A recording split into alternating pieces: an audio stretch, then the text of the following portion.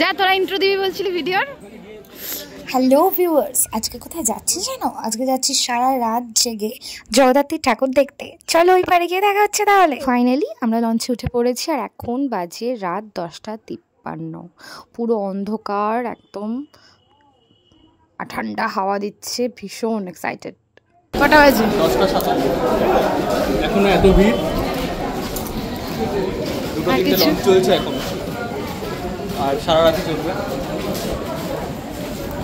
আমরা ওই পার থেকে এই পারে চলে এসেছি লঞ্চে। দেখো আমরা এসেছি শ্যামনগর আতপুর ঘাট থেকে। এখানে ভিড় অতটা ছিল না, কিন্তু এখানে ভিড়টা জাস্ট দেখো, কি ভিড় আর কি লাইটিং, ওয়াও। চন্দননগর মানেই আলো আর সৌন্দর্যের শহর। এখনকার জগদ্ধাত্রী পূজার শোভাযাত্রা শুধু এক একটা উৎসব নয়, এক একটা অভিজ্ঞতা আর এক একটা মায়াময় অনুভূতি।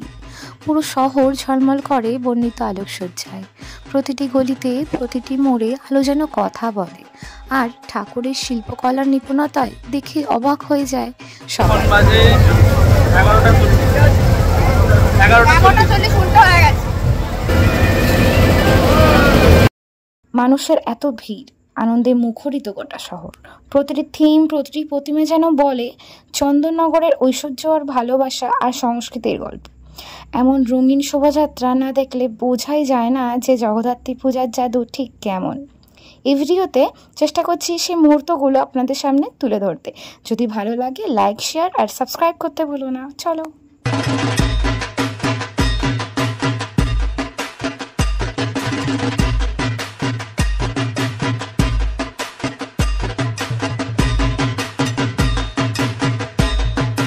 তোমরা ভালো করে দেখলে দেখতে পাবে, দেখো সবাই এখানে বসে পড়েছে।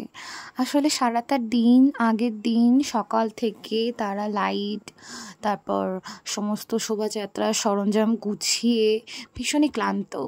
আমাদের কাছে হয়তো এটা খুবই আনন্দ, তাদের কাছেও আনন্দের ব্যাপার, কিন্তু তারা ভীষণই ক্লান্ত। যখনই আমরা যাচ্ছিলাম প্রতিটি লাইটিংয়ের ভিতরে দেখতে পাচ্ছিলাম কিছুজন মানুষ ঘুমিয়ে ঘুমিয়ে রয়েছে। হয়তো তাদের কষ্টটা কিছু কম লোকজনই বুঝবে। চন্দননগরে ঠাকুর দেখে একটা মজা আছে। আসলে দুর্গাপুজোর সময় কলকাতায় বা অন্য জায়গায় অনেক সময় আধা ঘন্টা 1 ঘন্টা আমাদের লাইনে দাঁড়িয়ে থাকতে হয়, কিন্তু চন্দননগরে সেটা না। এখানে সোজা রাস্তা ধরে ভিড় হলেও সবাই হেঁটে হেঁটে সারা রাত জেগে ঠাকুর দেখে। আর এটাই চন্দননগরের একটা অন্যতম জিনিস। এখানে তোমরা মায়ের মুখটা দেখো, কি মায়ায় ভরা, এত সুন্দর, এত দারুণ, জাস্ট এতটা ভালো লাগছে না সামনে দেখে হয়তো ভাষায় সেটা বোঝানোই যাবে না। মাকে আমরা যখন প্যান্ডেলে ছিল, মানে সোমবার থেকে শুক্রবার অবধি, আমরা তখন যেতে পারিনি কিছু কারণে।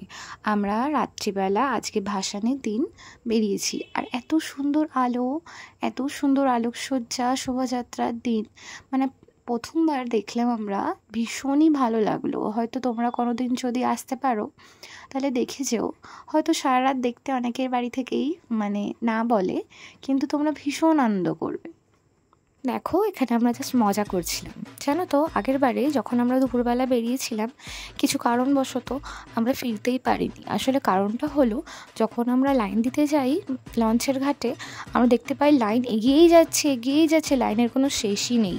তারপর বাই ডিফল্ট আমাদের সেই সবাইকে বাড়িতে খুব কষ্টে রাজি করিয়ে সারা রাত ঠাকুর দেখতে হলো।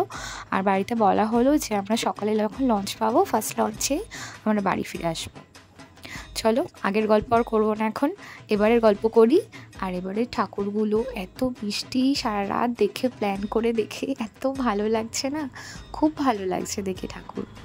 ঠাকুরের চোখটা দেখো, এত সুন্দর, মনে হচ্ছে আমার দিকেই তাকিয়ে আছে।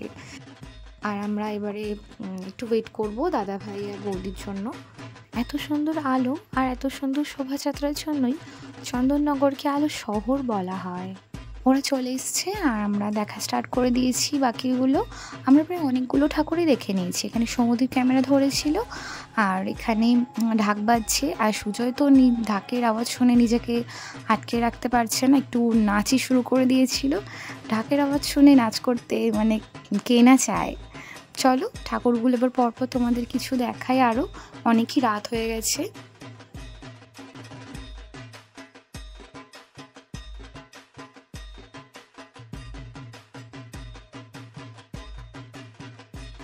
ভোর হতে আর কিছুক্ষণ বাকি। আমাদের অনেকগুলো ঠাকুর দেখা কমপ্লিট। আমরা ভীষণ আনন্দ করেছি। এবার সবাই সবার বাড়ি যাব। তো আমরা লঞ্চ ঘাটের দিকে যাচ্ছি। সবাই ভীষণই ক্লান্ত। কি অবস্থা? পাচ্ছি না। কটা বাজে? কটা বাজে? কটা? 4:36 বাজে গাইস, আমরা বাড়ি যাব। আমাদের কেউ বাড়ি যেতে দিচ্ছে না। প্রচুর ভিড়। গাড়ি সুজয়, এই সুজয়, তুই কিছু বল। বাবা তুই বন্ধ করতো।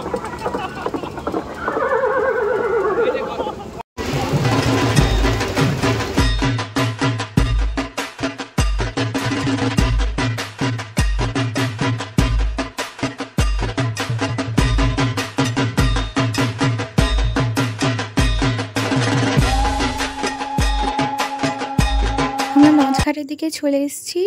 এখানে ভিড়টা দেখে তো বুঝতেই পারছিলাম না যে লাইন কোথা থেকে শুরু আর কোনখানে শেষ। পুরো সারা জায়গা ঘুরে আমরা লাইনে ফাইনালি গেলাম। ঠেলে ঠেলে লাইনে গেলাম। ওরা তো ঠেলেই আমাদের এগিয়ে দিল। আমাদের ফাইনালি লাইন থেকে বেরিয়ে যাওয়া ছাড়া আর কোনো উপায় ছিল না, যেহেতু এখানে ভীষণই ভিড় ছিল।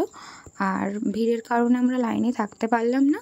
আমাদের কাছে যেহেতু আর একটা অপশন ছিল, আমরা জগদ্দল ঘাট থেকে সোজা আটপুর ঘাটে গিয়ে লাইন দিলাম। আর ওখানে তুলনামূলক অনেক ফাঁকা ছিল। 5:15 বাজে, জিমে যাবি না? তো কি রে, তোর তো ফোনে অ্যালার্ম বাজছে, এদিকে দেখা। এখান থেকে ফোনটা বললেই শেষ। সুজয় চ চ জিমে চ, জিমে চ, 5:15 বেজে গেছে। তুই এখন ঠাকুর দেখে বাড়ি ফিরছিস। আমরা লঞ্চে উঠে পড়েছি আর প্রায় ভোর হয়ে গেছে। আকাশটা তোমরা ভালো করে দেখলে বুঝতে পারবে যে আকাশটা প্রায় একটু আলো আলো হয়ে গেছে। আর এক্ষুনি জাস্ট লঞ্চ ছাড়তে আর কিছু মিনিট বাকি। লঞ্চ প্রায় ছেড়েই দিয়েছে আর আস্তে আস্তে আমরা প্রায় এই পারে চলে এসেছি। ওই দেখো আমরা এই পারে চলে এসেছি। আর আকাশে দেখো, আকাশে পরে পাখি উঠতে শুরু করে দিয়েছে। ভোর হয়ে গেছে, আমরা যে যার বাড়ি পৌঁছাবো। আমি এবার টোটোতে উঠবো আর বাড়ি যাব। ওর বাড়ি যাবে, আমি ওর বাড়ি যাব। এখানে কোনো কারণবশত আমাদের ভয়েসে সাউন্ডটাই আসেনি। টাটা বাই বাই সবাইকে। দেখা হচ্ছে নতুন কোনো পরের ব্লগে। আর যদি ভিডিওটা ভালো লেগে থাকে লাইক, শেয়ার অ্যান্ড সাবস্ক্রাইব করতে ভুলো না। Tata bye bye.